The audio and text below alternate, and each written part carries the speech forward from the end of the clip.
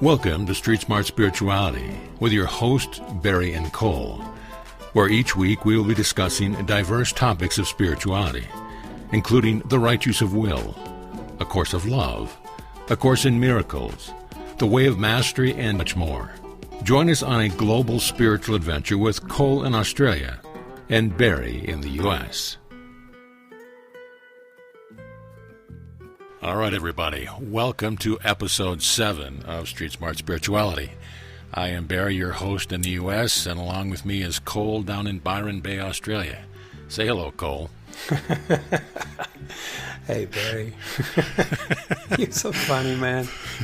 This episode 7, is we're going to be giving a brief overview of an incredibly beautiful book, a channeled work by First Receiver Marie Perron called A Course of Love. Really excited about this episode because, as I mentioned, it is a beautiful book, and everybody should at least give it an opportunity to take a look at it at least once in their life and see if it resonates. So I believe Cole is going to start us out with a little meditation, and then we will take it from there. So go ahead, Cole. Well, okay. So let's start like this. So it's A Course of Love. It's a over 700-page long book, and you can study it, and you can read it, and you can reread it again and practice what it says, and let it take you where it does. And we can also fall in love straight away. And so to do that, and if you're not driving, of course, if you just let yourself relax, and I'm going to guide you into what love actually feels like before you even read the book. And then you can read the book and see if it takes you to the same place or beyond. So first thing, just make yourself comfy and don't try to be like erect or in any too familiar position. Just simply relax and maybe take a slow, deep breath.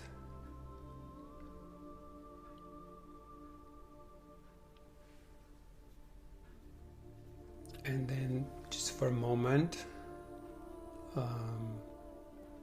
let go of everything you think you know. That should empty your mind. And then soften in your body. Allow yourself to soften.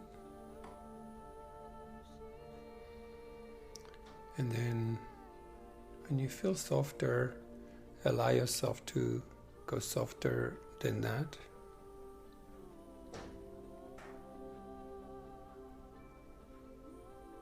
And then softer than that.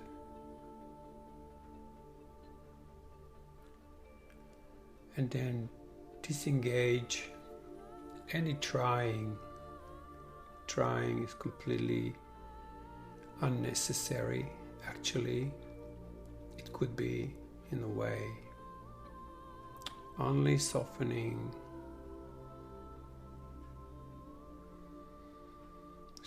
deeper,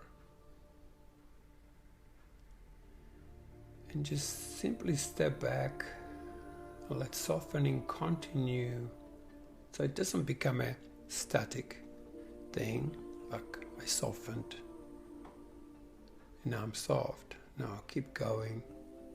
There's way to go. So you can allow your being, which is not necessarily the visible part of you, to step forward. Keep softening.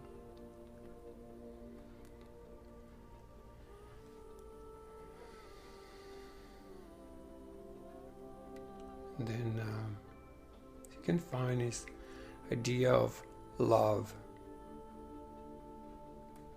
So idea of love is just an idea first, so it's in the mind. So in this empty mind comes a tiny idea of love.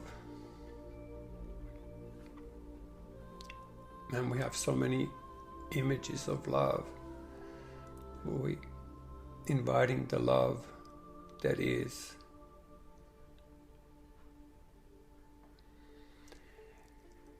And so we can come up with an intent to love. Not love something, just to love.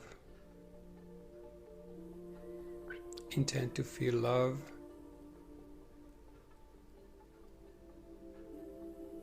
Just keep stepping back. Now, so you can allow yourself to actually feel it. That's one, to think it, and another thing is to feel it. It doesn't matter how much or how little you feel it at this point. It's only that you do. And it doesn't matter even where the love comes from, as far as it comes.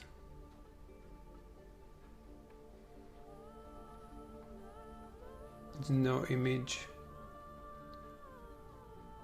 no projection, just simply the isness of love that's living you as you. It's already there, perfectly accomplished in you, waiting for it to be given.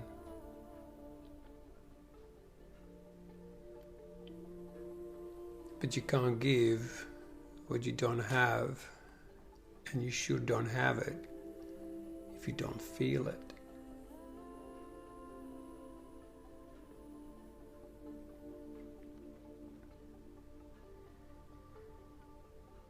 And then you feel it. Allow yourself to feel it more, not by trying, but more like stepping back and just letting love to do its thing. It begins to take over.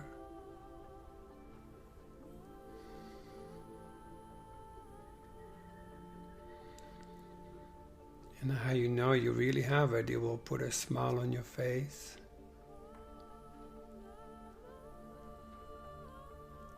And if it hasn't yet, then maybe just begin to smile a little bit. Just a tiny little smile. The one you would have if you see a newborn baby looking at you. You can't help but to smile, to see the innocence and the radiance. And just keep allowing love to take over. But also allow yourself to feel it in your body as you know your body to be.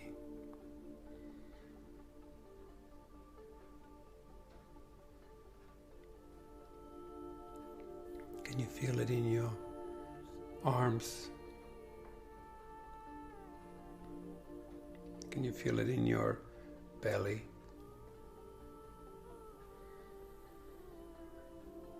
How about your legs, the toes?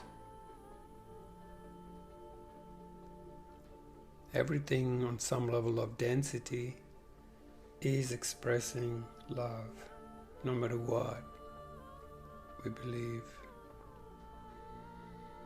So you become like the sun in the sky that radiates in every direction.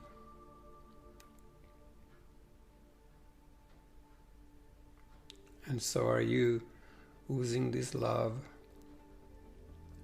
by feeling it everywhere in your body, including your earlobes or bone marrow, simply everywhere. It begins to increase by the act of it being given away. Now, just to have it for yourself is not enough. So begin to offer this just like the sun does. The sun doesn't shine on some things more and some things less. The sun simply shines on everything equally. And so are you. So begin to radiate. Just allow yourself that feeling of love to as if come out of your body and filling up the room that you are sitting in, or the car, or the space you're in. Just get this idea that this love is oozing out. The more it oozes, the more you feel it, the more you give it, the more you have it. And again, the more you have it, the more you can give it. And this has no end if you can handle it. And allow yourself to expand it even more past the building you're in, or even past the area you might be sitting if you're outside in nature. Allow that whole area to be flooded by, just like the sun, shine on everything that's around. Keep expanding it, expanding it. And then see if you can watch yourself doing this from behind. Imagine you are actually watching you from behind doing this. And you'll see, wow, there's a ball of light in front of me, oozing in every direction. And I'm part of it. And then see if you can see yourself from above doing this. How you're flooding the whole area you're in.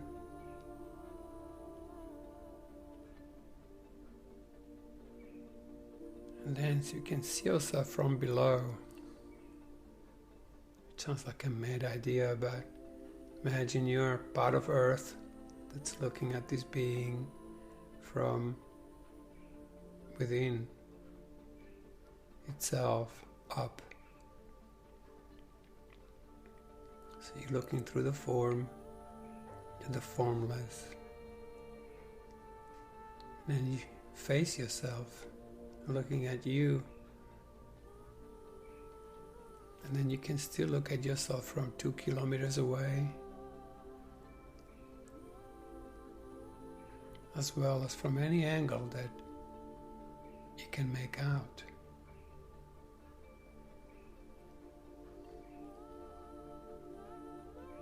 And then you begin to offer this love to specific beings you know. Maybe start with the people who are close to you, your friends. It's like to Barry, I offer this presence of unspeakable love that's flooding my being. To my son, to my daughter, to my other friend. Just simply giving it without any need to get anything back. Simply giving and giving. You'll notice the more you give it, the more you have it. And if you're not having it, you're somewhat not giving it. So give abundantly.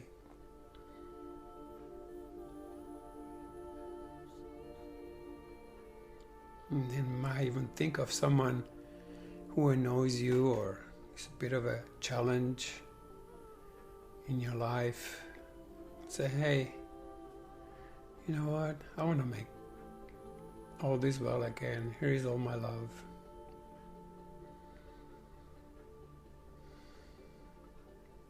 Sometimes we have people who are very difficult to forgive, so we just offer them the first gesture of our unconditional love.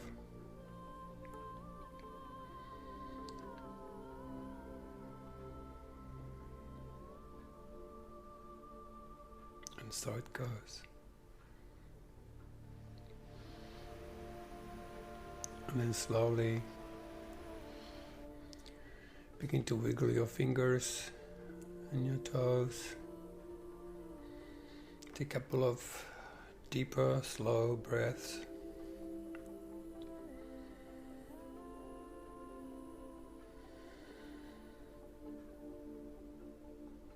And then slowly open your eyes.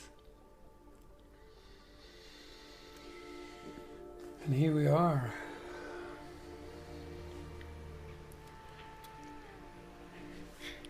And here we are. Here we are. How did it go, Barry? I was downstairs making a sandwich. Are we done?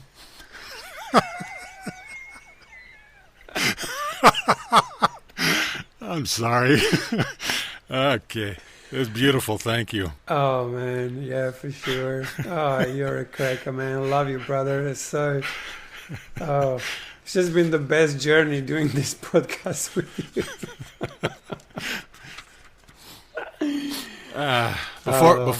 Before you get started, let me just do a really quick. You mentioned how big the book was. There is book 1, A Course of Love. There is book 2, The Treatises of A Course of Love, which includes like 4 treatises, and then it goes into book 3, The Dialogues of A Course of Love. And then it finally ends with the 40 days and 40 nights. And if you're not familiar with our channel, I do have recorded the 40 days and 40 nights. They're beautiful, but just know that they are the end of the book. But it'll certainly give you a taste of it. So now that you know the breadth and the scope of the book, Cole's going to take us in depth. Yes. Also, I'd like to add that there is addendum. There's epilogue, of course, and then there is addendum, which is something that got added later on, and now in a new edition, it's been spread around the book, which helps us to give some suggestions how to actually use this book in a way that can be even more efficient. One of the things that really stood out in there was when you ask yourself questions about what you're reading, rather than answering a question, go more into how did that make you feel, what you just read.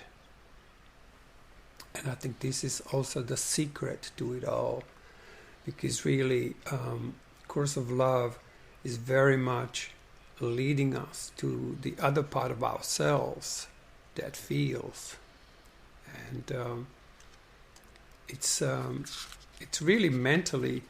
I can't even comprehend the book. Like if you ask me something from the book, so tell me something from the book, I say like I don't know what to say. Like when I did Course in Miracles, I could repeat passages that have somehow stuck to my mind. This can never stick to my mind. Because what it's really doing, it's dislodging the mind and guiding it to the heart. Because mind on its own, no matter how many spiritual concepts it has, it's still just the mind, and it can be just part of the ego mind, because mind without feeling turns into an ego, and that ego is just an insane part of ourselves that's it's basically not even a real aspect of ourselves. It's just this illusionary figure that's acting out its karma drama over and over, and it's constantly upset, and it's constantly controlling, and it can't see things as they truly are.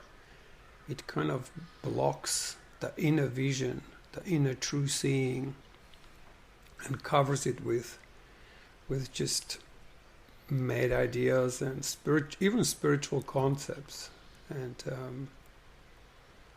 the heart is actually not ignited. So this Course of Love is very much focused on remembering feelings and allowing feelings to be participant in the reading. So you read a sentence and then you let yourself feel it. Particularly, it's advisable when, for example, when I have my groups and people who I read with,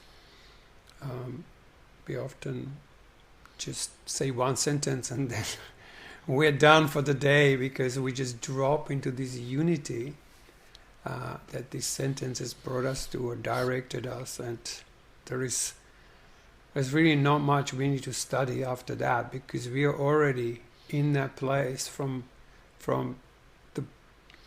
that book is directing us to.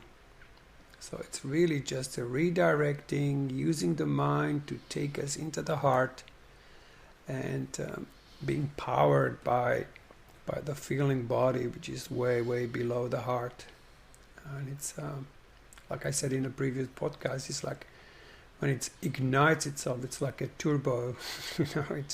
It just ignites not only your mind, not only your heart, but itself, but your body becomes an elevated self of itself, elevated self of form, which is this like a constant tingling and aliveness and zest, and passion. So that's very beautiful. So I think you're. I'm sorry. I think you're referring to the addendum "Learning in the Time of Christ," Part 3. Yes. I was just going over it while you were talking, and just something just jumped out at me. Go. This is from the first A35. Creation is but a dialogue to which you have not responded. Great. Fantastic. I mean, bam. Bam, right there. Which you have not responded. And this is the thing. See, mostly something happens, we react. Reactions are from the past. But let's say, read it again.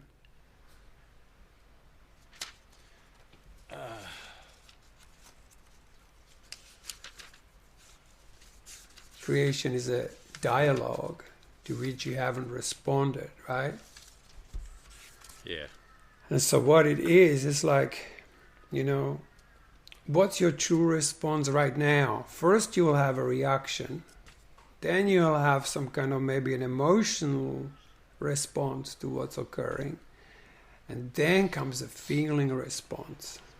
This feeling response hardly ever happens, because the mind can divert us, and also the heart can play tricks on us, and emotional kind of games that it can play.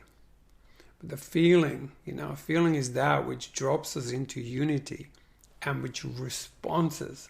And it's this response that you want to get.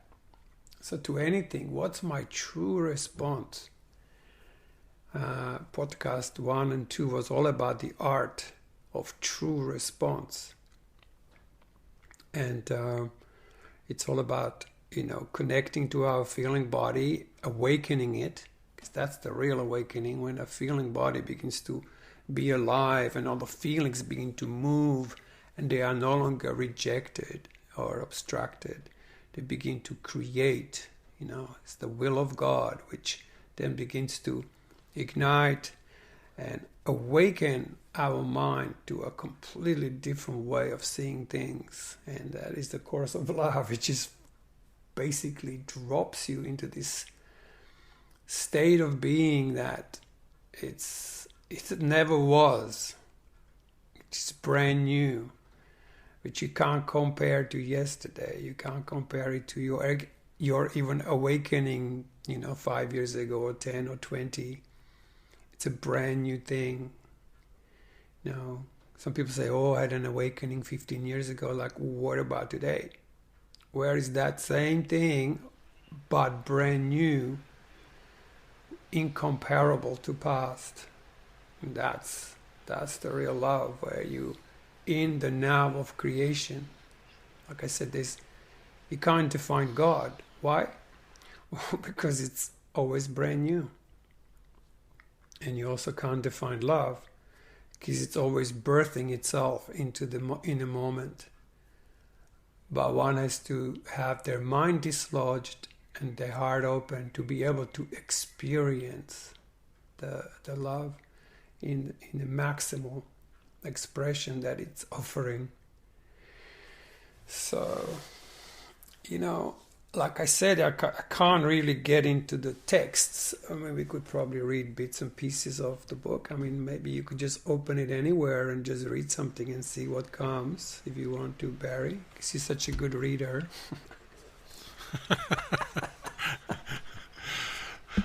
So I'm gonna read what we rehearsed, right? What did you rehearse something? I'm just yanking your chain. Okay. I'm going to read this section because this is really relevant. I posted something, a snippet from the Urantia book about the evolution and the concept of God, and this is beautiful. I mean, this mirrors this exactly. This is 3920. In the day 39. Day 39, section 20. Have I been a benevolent God in your universe? Then you have been benevolent and seen your universe as a benevolent universe. Have I been a judgmental God in your universe? Then you have been judgmental and lived in a judgmental world. Have I been a powerful God who can work miracles? Then you have been a powerful miracle worker. Have I been a distant God who does not show his love for you or others? Then you have been distant from yourself and those you love. Have I been a God you have sought and never found? Then you have not found yourself. Have I been a fair God? Then you have been fair and the world has treated you fairly. Have I been the God of your religion? Then you have been religious. Have I been a God of vengeance? Then you have been vengeful. Have I been a God of love? Then you have been loving. Have I been all of these? So too then have you, and so too has your universe been. Has your God not been a God at all, but science, money, career, beauty, fame, celebrity, intellect? Then these things have become the content of who you are. Wow. Yeah, that's some powerful stuff. Oh, man. That just really shows you how we projected God of our own making out there, and the actual love that is, gets obstructed and can't be seen, can't be experienced, can't be known. So this just shows us that, we are doing this to ourselves, and only we can be accomplished. It's not about telling others what they should do or what they shouldn't do. It's about, I need to wake up, and I can use everything in the world to help me undo my own karma drama. That's why I often recommend that we look into what's happening in your immediate vicinity. What are the experiences that you're creating for yourself? Because you can't even create anything, because you just simply constantly magnetize to yourself what's denied in your feeling body, right? So it's very important to use what's in our immediate world, in how we're relating to our close associates, how we responding, to go onto internet and search out what's going on in the world, and it has no end, and we don't even know what's really true. We can only really see what's really going in our immediate vicinity, and then apply the true forgiveness, which is you notice a situation. How does that situation really makes you feel? And then look at your relationship to those feelings. And it's this relationship to those feelings that determines whether your heart can be ignited or not. If this relationship to these feelings are not good, your feelings are basically shut down, and your mind will make like a replacement feelings, and you think you feel, but you still just think that you feel, and then you can process that until cows come home and nothing's really changing. So to truly learn how to find a true response, a true feeling, like it says,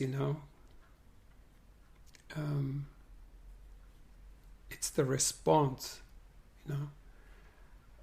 that we haven't given to what's really occurring, and even what occurred in the past, let's say.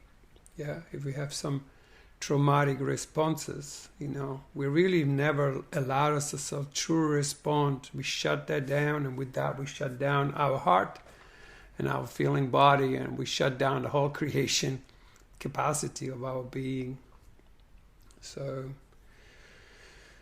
incredible book. So the first book, to go into that, is similar to, obviously this is all just my views and my own experience with it, but the first book is still helps us with undoing of what we made up and what we've constructed in our lives, similar to the workbook in A Course in Miracles. It basically shows us in some way, I think this first part of the book of A Course of Love gives a lot of punchlines to the lessons in A Course in Miracles, because Course in Miracles was a mind training, and to train your mind is really, once your mind is trained, you begin to have to look down and below yourself and see what you have not forgiven in yourself, which is mostly to do with how you feel about the situations and not situations themselves. And so this often doesn't happen. People practice forgiveness rather than applying the forgiveness. It's like with guitar, I can practice technique, but at the end of the day, I need to apply the technique to a piece of music so I can produce something here.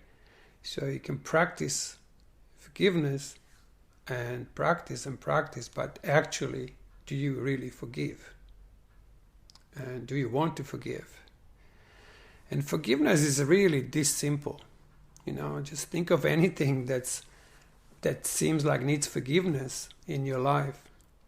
I'm sure something's already popped to your mind right there. And then ask yourself, do I really want to forgive this? And be more honest than you are accustomed to be. Do you really want to forgive? And if you're truly honest, you will see that you don't want to forgive. And that's the problem. So first you have this willingness to forgive, willingness to let go. And that has to come from the heart, willingness to forgive. And once that happens, you'll forgive straight away. And just the mere fact that there is still something to forgive, it means you haven't forgiven it yet. So it's very important to go to the core of it all. You can't just think forgiveness or want to forgive or practice forgiveness. You actually got to do it. And it's that simple. It's actually, it says, the Course in Miracles says, this course is simple. It's very simple. Do you want to forgive? Say no. And at least you're honest Because if you did want to forgive, it will be done. And there'll be nothing to forgive. I've got nothing to forgive, pretty much. You know, when you have nothing to forgive, you no longer need to defend yourself because you're no longer attacking anything. And when you no longer defend yourself, you relax and soften and begin to implode with your love. And then all you have to do is give it as you received it. And so that first part of the book is very much still an undoing. I personally think that there's a bit of a mistake, I think, that happened with the Course in Miracles, where people misunderstood the basic teaching, saying, it says, teach only love, for that is what you are. Well, instead, people just start learning the Course in Miracles and teach what it says. And then that become like an example of how the Course in Miracles is done. And then now we have thousands of people and we have thousands of books basically blabbering all the stuff the Course says, but it's not what it says. It says, teach only love, for that is what you are. So what? You feel the love you are, and you just go, hey Barry, how's life? And then there you are, like, teach only who you are, teach only the love that you are. You don't have to do anything. The love actually gives of itself. The true love, that is the actual love's presence, has everything already embedded in it. So you, as who you think you are, you need to do absolutely nothing. And so that's what the workbook actually trains our mind to get to this place where we're actually no longer interfering with who we are, which that part of ourselves that only creates. And so it's a very important part of the evolution to realize that it's not about teaching the stuff that's written in the book, but to teach by being who you are. And another thing that happened in A Course in Miracles, which affected a lot, is that, the word mind has been translated as that thing that's between our eyes. Mind, that thing that's somewhere around the head, or the middle of the head, or maybe even like a 1/3 above, sort of in the head, that just thinks and thinks and thinks, and I think that that's the mind. And then A Course in Miracles is somewhere in that area, the mind. But mind really means all of you, your whole self. That includes your feeling self. That includes your heart. So your whole being. That's why I call it the Holy Spirit is the part of you that can actually never be split. Yeah, it's that part of you that is whole. But to be whole, you have to think and feel and align all that together in the heart as a one embodied thing. So the danger of going to the head and just regurgitating lessons from the Course in Miracles, it's not teaching. Teach only love, for that is what you are. So Jesus said, oh my God, what happened down there? Let me send you another book and give you the punchlines. What the hell's the matter with you people down there? So the Course in Miracles, obviously, a bit shaken up by this book, and attacked it in some intelligent way, saying, there's no way that this is the same voice, but it's just a defense against the truth. And if you dare to actually read it and actually feel it and really engage the feeling body and your heart, you will just realize that Jesus is not about the mind. Jesus wasn't walking around and professing mind. He was a presence, and that presence was love. And so, here comes the course of love. And so like, let me teach you how to remember and how to be just as I was. He's saying, you my brother, and you my sister, and we're the same. And you have this capacity to be as I was, or as I am. And I love it because at the beginning of the book he says, resign as your own teacher. Say, accept me as your teacher because I will show you the truth. And at the end of the book he goes, and now I resign as your teacher because we are the same, and see if you can find that part of you that is the same as me. And that's when it comes to end of these example lives that showed us what is it to truly be the child of God. And it's gonna tear up now. And to actually live it, to actually be it, and feeling it to your bone marrow, feeling it deeply in your physicality. And then you bring this physicality into this kind of dense reality, and you begin to dance, You can dance through this sort of what seems like an insane world.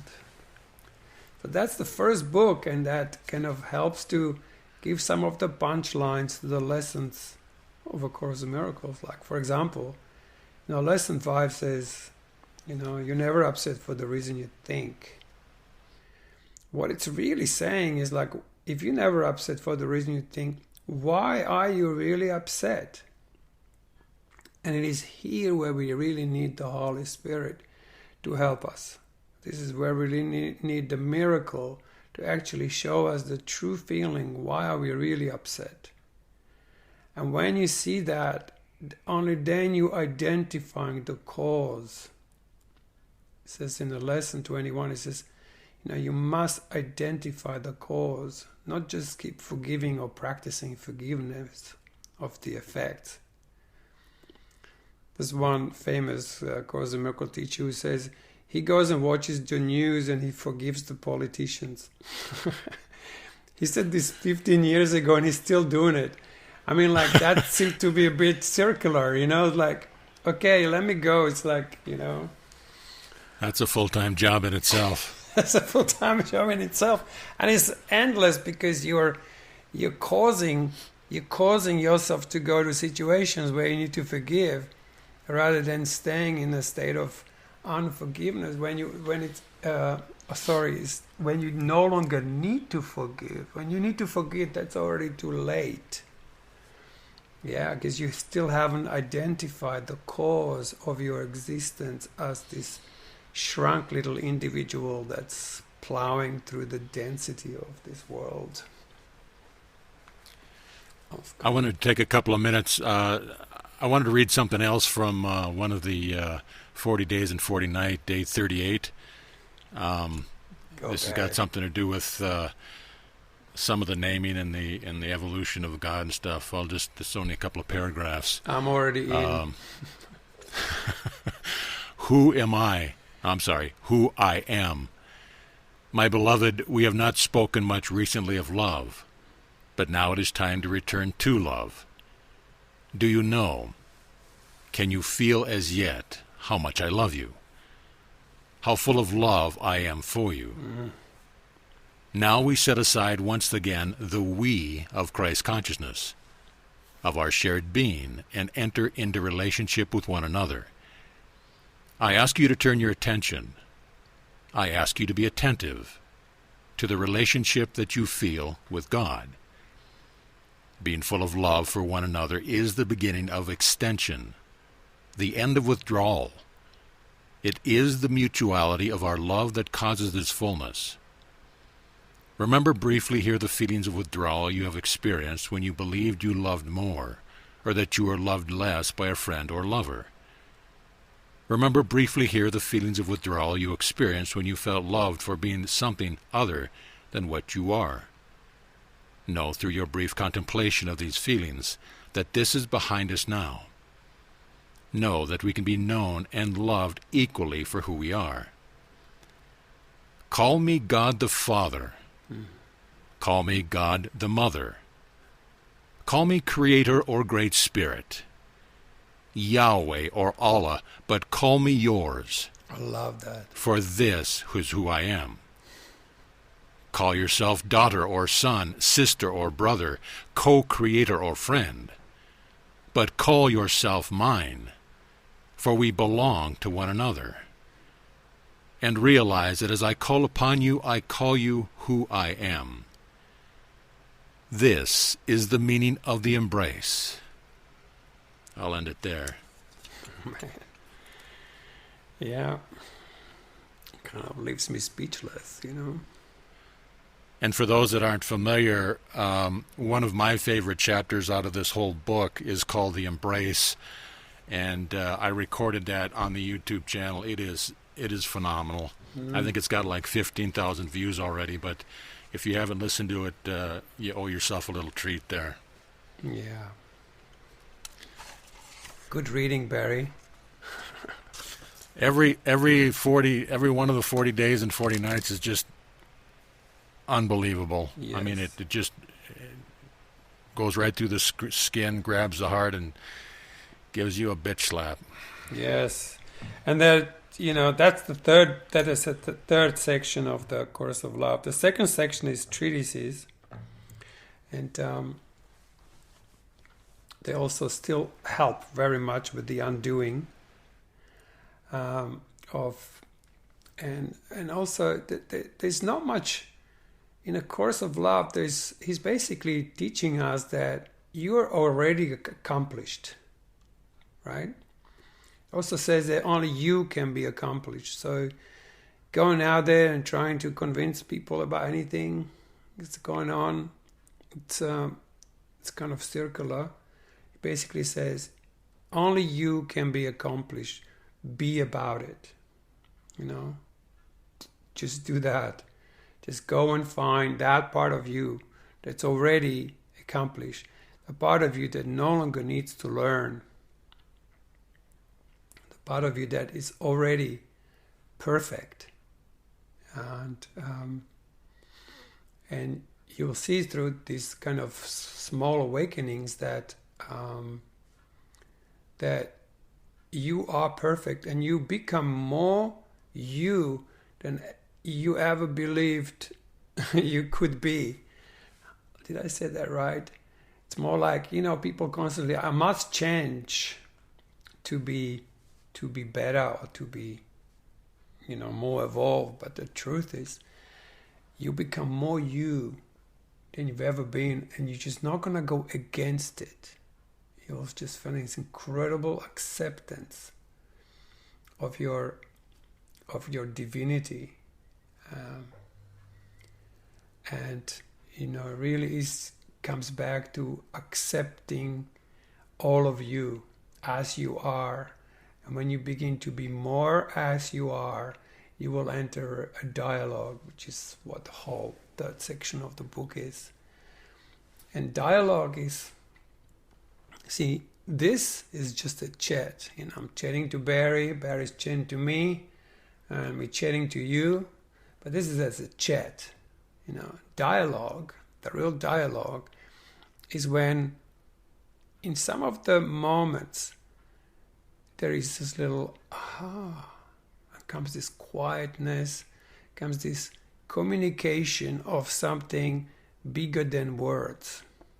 You know, where my being and your being enter into relationship.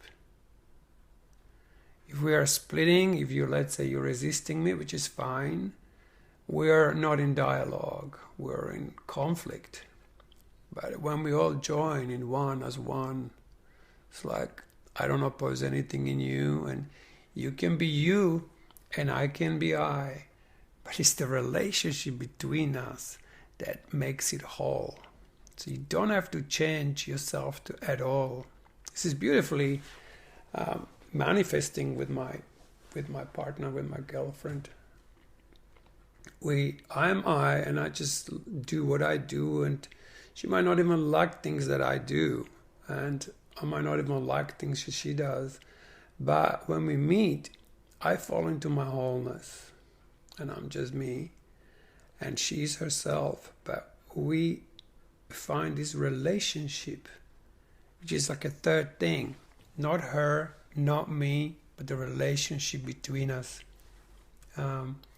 Jesus uses an example in a course of love. You have a pencil, you have a hand, but it's not about the pencil and not about the hand, but about the relationship the two are having. It's like you have a relationship to you. You might have a different relationship to your liver than you have to your stomach, or a different relationship to some parts of your body, and a very different relationship to other parts of your body. So it's not the parts of the body, it's the relationship that is the key. And the dialogue is happening when we speak beyond the words, beyond the spiritual concepts, beyond the techniques, or beyond what the courses are saying, and we fall into this direct communication with each other, and therefore with our Creator, because we are part of this creation, and everything in this creation is perfect. It's just so perfect. It's incredible.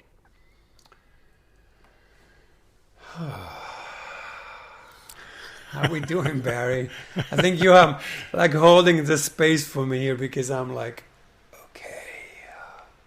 If I start entering into these places, then it's very difficult for me to actually speak, because all these experiences that are so beyond perception, that after a while I just want to fall into this ocean of a realm of unity and oneness. So say it. I'm gonna be good.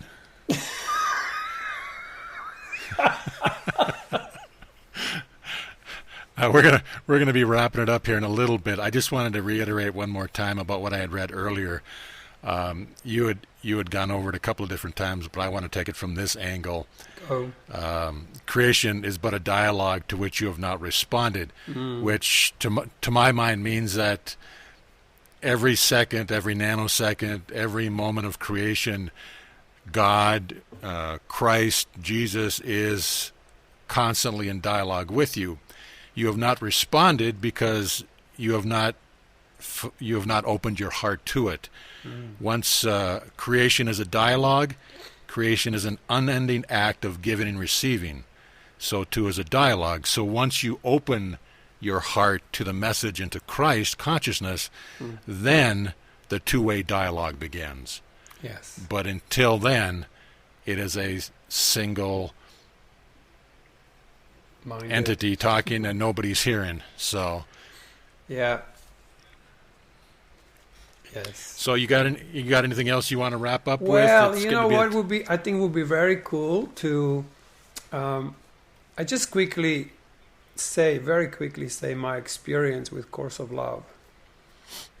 And then I'd like you to, while I'm doing this, could you just look up the epilogue so you have it ready?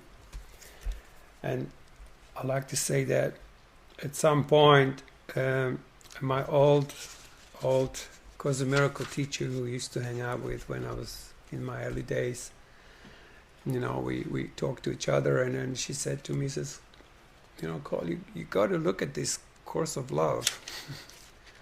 And I go, what's that? And she says, it's like the next part to Course in Miracles. She says, you will frown at it, but stick with it. It's really good. And I was like, okay. And because I trust her so much, by the time we finished the conversation, I already had it downloaded, and I began to read it. And I was just frowning, going like, nah, this is nothing like the Course in Miracles, for sure. This is all just not, what is he talking about? There's no such thing as this and that. And I'm reading, and already in the chapter 1, I came to paragraph 110, which I already mentioned today. It says, resign as your own teacher. Accept me as your teacher, and I'll teach you the truth. So have no shame in this. She said, there's no way you can get this without me, basically. Jesus says, you can't get this. And so I thought, says you tried in countless ways, and you can still try again, but you will not succeed. And I'm going, he's right. I've been doing this now for 35 years or so, and no, I haven't succeeded. I still had this thing of do I really trust Jesus or whatever? But in that moment, I trusted wholeheartedly. I was like, wow, actually, yeah, there is absolutely nothing I can do. And that moment, I closed my eyes, I opened my eyes, and I was in a different place. I was in the same building, but everything looked different. And then what ignited in my body is beyond description. But it's a very, very intense experience. And at that point, I could not read Course of Love for another 5 months. Just could not read it. I was in this experience that basically taught me everything that Course teaches. And the only thing I could do was to read the dialogue, to read the epilogue. And maybe it will make sense why. You're going to read a bit of that epilogue? You want me to read the whole thing? It's No, just a little bit. No. Okay. A note on being. Imagine now what it would be like to have... Barry, pause for a moment. Ah. It's not it's Don't ever correct me in public, or I will beat you within inches of your life. Okay, what Cole said. Okay, imagine now what it will be like to have nothing left to learn, nothing left to become. Slow down. This is amazing. The pressure is off. The alchemy has occurred. Yes. The coal has become a diamond. Yes, I did. Imagine now being able to forget all ideas of self-improvement. Mm-hmm. Imagine how much time will be saved by this quest coming to an end. Yes. But what now will you do? What now will you be? More? Yeah. Believe it or not, you will find these questions arise less and less. Exactly. Until soon, and very soon, they will be entirely gone. Mm-hmm. Never to be asked again. Why? Because now that you are being who you are in unity and relationship, these questions will make no sense to you. Mm. They already have far less power. Can you not feel it? The questions remain only as questions of the old patterns of thought, patterns that you need only to be aware of before choosing to make them gone from you. This is the only choice you will still have to make, the choice to leave behind the old in order to be. Beautiful. Yeah. That was the epilogue, and that was the only thing I could actually read after that experience, and I read it every day. I was like, whoa, this is exactly it. It's almost like that one paragraph have shifted me in sort of quantum way to the very end of the whole book. and I think why it was sustained and why it managed to be like a continuous experience without me needing to do absolutely anything about it was due to the fact that I've already trained my mind to be in full acceptance of all my feelings. So being in this experience was so intense, and so many very, very intense feelings begin to arise, but because they were met with an unconditional acceptance, they simply expressed through me, like that response, dialogue is the response, it's like it simply expresses without being filtered, without being held back, without being corrected or denied. It simply goes through and it becomes a free flow of energy, like the free will is really the free feelings that flow, free will that flows through you and out of you, through you and out of you. And if you actually allow yourself to fully ignite your feeling body, you will connect to the whole cosmos. You will feel one with everything, even what seems to be as negative, because you're not opposing it. So it just runs through you, and it actually turns pretty orgasmic to live that way.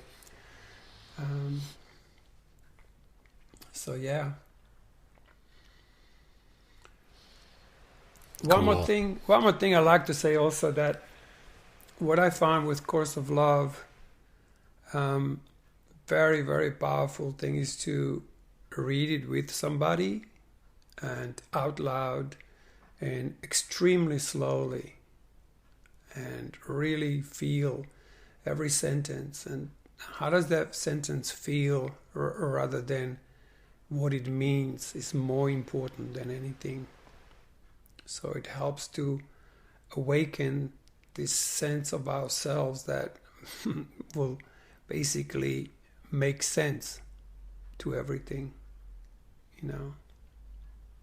So this is one of the things that I warmly recommend if you ever encounter this book and you feel it's for you, and to share it with somebody out loud. I meet up on Zoom with people, and one thing that it does, you will read it and it will drop you in. And it's this drop in that's important, more important than anything else. Once you're in, you don't even have to continue reading. Just learn how to stay in, how to stay connected to this inner sanctum, in this inner state of the invisible self, that it's so invisible but so tangible when you're in it. So again, slower the better. It's like that book, Slow Sex. It's like, yeah, it's just that same thing, because it is like it's just so orgasmic, seriously, that sex just becomes a ridiculous parody of what people do to kind of please themselves, and you can have it on your own, and it's just incredible. Just reverberates your entire being in a speed of light. So I think we can maybe bring that to a close on that note. Can we? You're done talking, so nothing left for me then, huh? Okay, that's swell. I love you, brother. Well, you're such a cracker, man. I got a little piss and vinegar in me tonight. Oh. Yeah, let's wrap it up. I mean, this is just a brief overview. I did post the first book in my 7-day audiobook a couple of weeks ago, and I mean, the response was beautiful. I mean, people loved it, and maybe I will post that epilogue audio the same time I post this. At least people will get the full grasp of the epilogue. Yes. But by all means... Yeah, it's really great to listen. I mean, man, I listen to your audio every day. I've got it on all my devices, and um, you know, the YouTube thing. But also, I so warmly recommend to actually get the book, hold it in the hand. Same as like with Raji Sobel, like just get the book and let it guide you, like get you specifically and slowly through these steps and these suggestions that it has to offer. They just profound, and I can't recommend more to actually have it read it at least few times for it to really. I mean, of course, you can have this experience like I had, but you can also. Now I read it many times through, and it's almost like it's a support for an awakened mind. You know, you awake and then you go like, whoa, what's this? Like I remember when I had that experience, I quit my job. I said like, I don't know how I'm gonna function at work. I don't know how to function in the world. I don't know what to do with this. And so there is so many helpful hints to actually how to function in this awake state.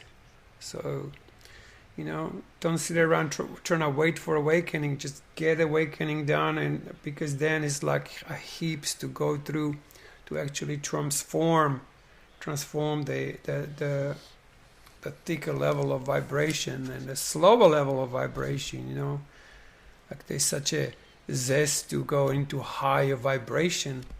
You know, try to go to the low vibration. Let's have a conversation after that. You know, it's in the slower vibrations where the true gift of what's available. You know, it's all under the tree. You know, it's all under the Christmas tree. It's all below. You know, above is just a star.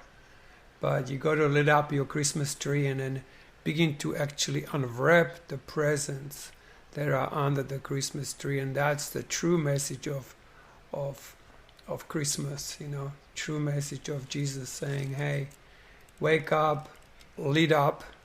You know, you are the light of the world, and you know, beam it out, ooze it. Because if you don't ooze it, you'll lose it." Okay, enough of your sexual analogies. Now shut up, Cole.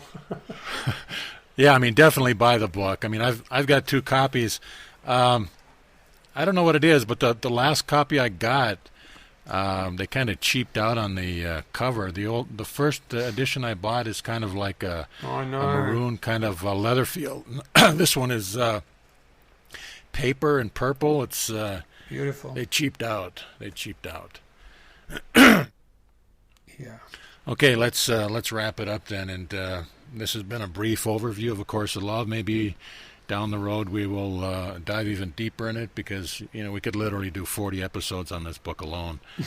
So yeah. Thank you, Cole, for the deep dive, and for all of us that joined us, thank you for giving us a listen. And I don't know what we're going to do next week, so oh yeah, we we'll should see say you next week. We should say, because we said we're going to do your Urantia book this week, but that material seems to be so overwhelmingly incredible that I think we need more time to. I feel personally like I want to go through your Urantia book a little bit more before we can begin to introduce it. It's just an incredible body of work, which we mentioned before, but we're just going to have to keep holding on a back burner. So we'll see what we do next week, hey? Yeah, and for those of you that are following the audios that I'm posting from the Urantia book, there's a lot of time I'm reading it, and each paper is broken up into anywhere from 5 to 9 or 10 different sections. And if there's something that really resonates me, I will record that separately, and I will post it as a wisdom snippet from the Urantia book. So there's 2 playlists if you haven't caught them, because they're like Cole said. I mean, it is so incredibly packed with information that it's good that it's broken up into small pieces like this. But enough yapping for now. Cole's got a date, and I got to go eat my sandwich. So thanks for giving us a listen, and Cole, my brother, peace and love. Yeah. Same to you, brother. We'll see you next week. And to all our listeners, thank you very much for your attention. Blessings. Blessings. Good night, everybody.